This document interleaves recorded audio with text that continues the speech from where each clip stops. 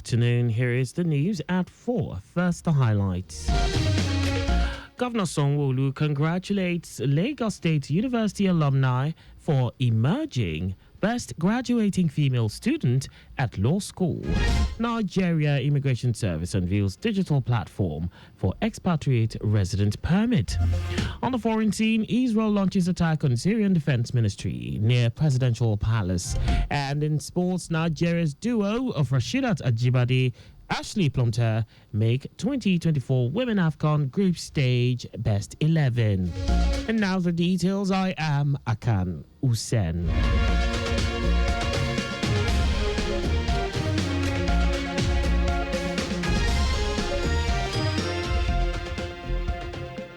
Lagos State Governor Babajide Sanwo-Olu has congratulated an alumni of Lagos State University, Mariam Lawal, for emerging as the best graduating female student and the second overall best graduating student at the Nigerian Law School's prestigious call to bar ceremony held in Abuja last week. Governor Sanwo-Olu, in a statement issued by his special advisor on media and publicity, Boyega Koshile, said Lagos is proud of the success achieved by Lawal, a brilliant graduate of the Faculty of Law of the state-owned tertiary institution. He said Lawal's extraordinary accomplishment at the Nigerian Law School hence has once again affirmed Lagos State University's reputation for producing outstanding graduates in different professions. The governor described Lawal as a shining ambassador for LASU and Lagos State on the national stage, as well as a symbol of personal excellence. Mariam Lawal, a Lagosian, emerged as the second overall best student and the best graduating female student out of 7,134 admitted students. She got 8 prizes, including a prize for best student in corporate law practice during the call to bar ceremony held in Abuja on July 10. The Lagos State All Progressives Congress APC has rejected the unsubstantiated claims of electoral malpractice being peddled by the opposition in the recently concluded local government elections. The Lagos APC, in a statement signed by its spokesperson, Oluseyi Oladejo, said these attempts, marked by misinformation, sensationalism, and outright falsehoods, are not only a disservice to the democratic process, but also an insult to the people of Lagos who participated in a peaceful, transparent, and credible election. It emphasizes that the elections were conducted in full compliance with all legal and procedural requirements under the supervision of the Lagos State Independent Electoral Commission, LASIEC, and the active participation of civil society observers and relevant stakeholders. According to the party, the outcome of the elections reflects the will of the people and affirms their continued confidence in the ruling party's track record of performance and service delivery. It says the people of Lagos have spoken through the ballot and their voice must be respected.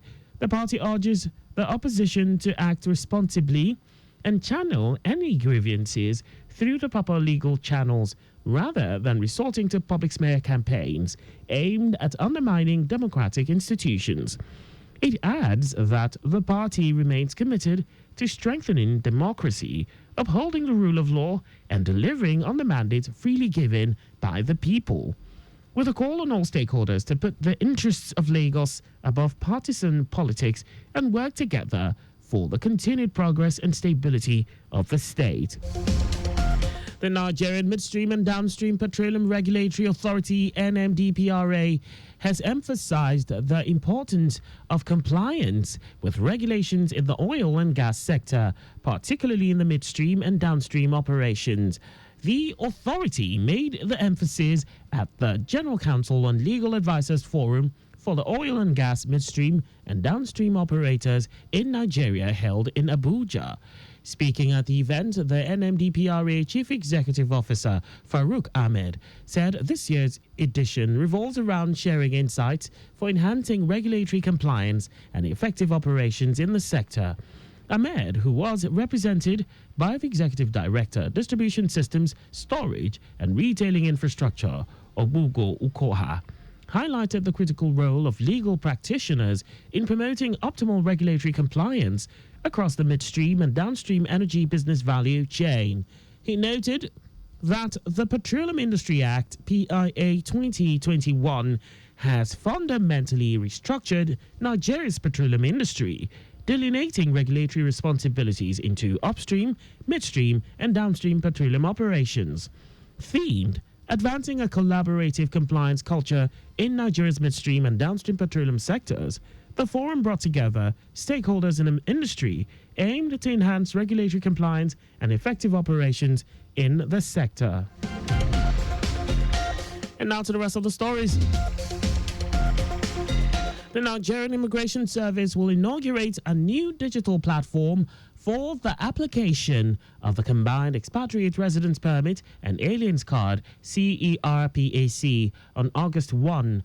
NIS Public Relations Officer Akinshola Akilabi, who made this known, said the development is in line with the federal government's ongoing efforts to reform the NIS and enhance the efficiency, transparency, and accessibility of its services.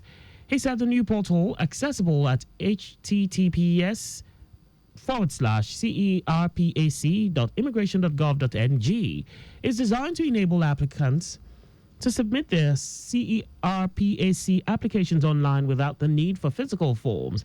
According to him, effective from August 1, the use of physical CERPAC forms will be discontinued.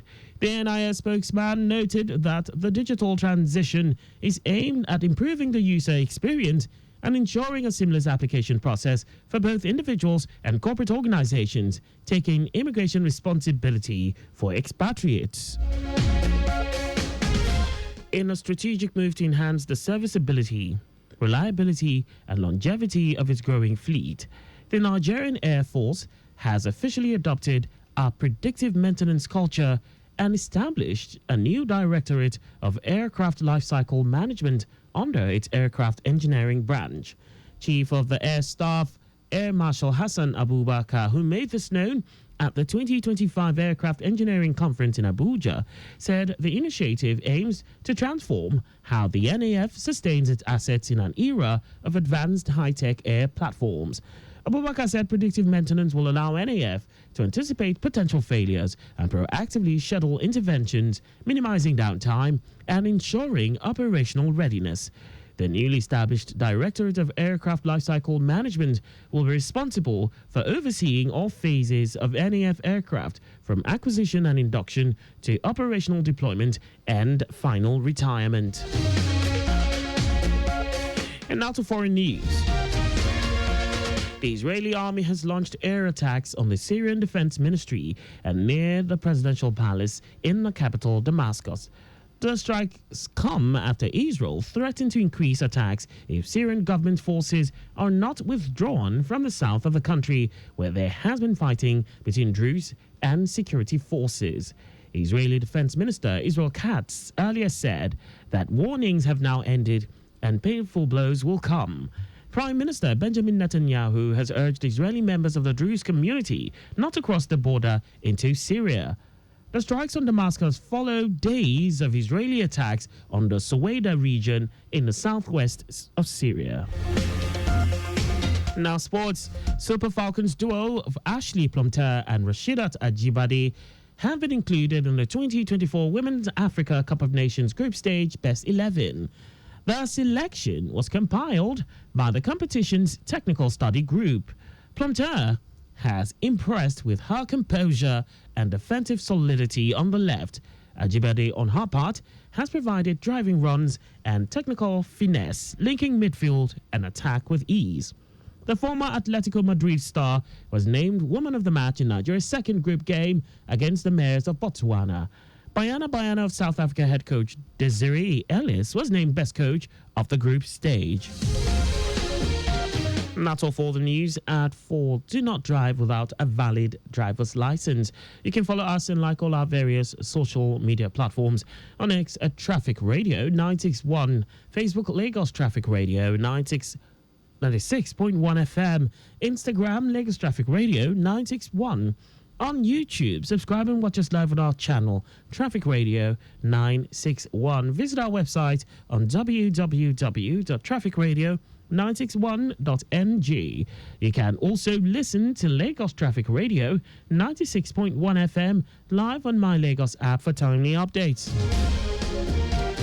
Did you know that the Sanwo-Olu administration trained 500 unemployed youths in soft skills and job interview program? You can get more details on the Lagos State Government website. To end the news, here are the highlights of the major stories.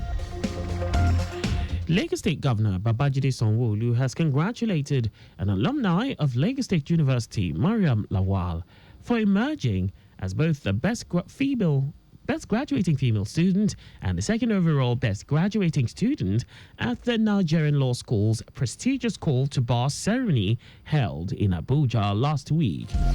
The Nigerian Immigration Service will inaugurate a new digital platform for the application of the Combined Expatriate Residence Permit and Aliens Card, CRPAC, on August 1. We also told you that the Israeli army has launched air attacks on the Syrian Defense Ministry and near the presidential palace in the capital, Damascus.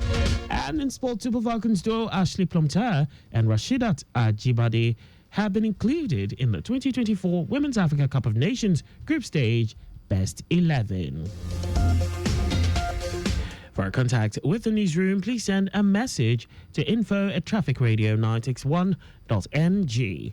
And that ends the news broadcast compiled by Abiola Fagbolagun. I am Akan Usen.